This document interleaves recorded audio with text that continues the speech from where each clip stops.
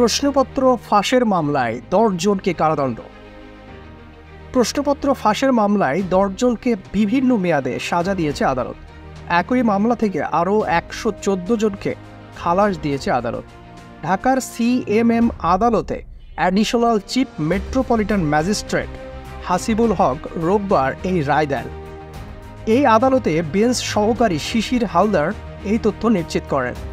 তিনি আরও বলেন, প্রশ্নপত্র ফাঁসের মামলায় আদালত 7 জনকে 4 বছর মেয়াদে কারাদণ্ড দিয়েছে।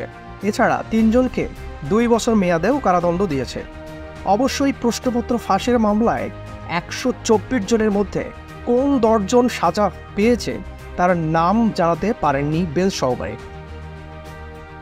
2022 সালের 3রা জানুয়ারি প্রশ্নপত্র ফাঁসের এই মামলায় ঢাকা বিশ্ববিদ্যালয়ের 87 জন শিক্ষার্থী সহ 124 জনের বিরুদ্ধে অভিযোগ গঠন করে আদালত। মামলায় আসামিদের মধ্যে অন্তত 21 জন ছাত্রলীগের সাবেক ও বর্তমান নেতাকর্মীও ছিলেন। ঢাকা বিশ্ববিদ্যালয়ে ভর্তি পরীক্ষার প্রশ্নপত্র ফাঁসের অভিযোগে 2017 সালে 20 অক্টোবর রাজধানীর শাহবাগ থানায় একটি মামলা করে পুলিশের অপরাধ তদন্ত বিভাগ সিআইডি। মামলার 2টি পৃথক আইনে অভিযোগ আনা হয়।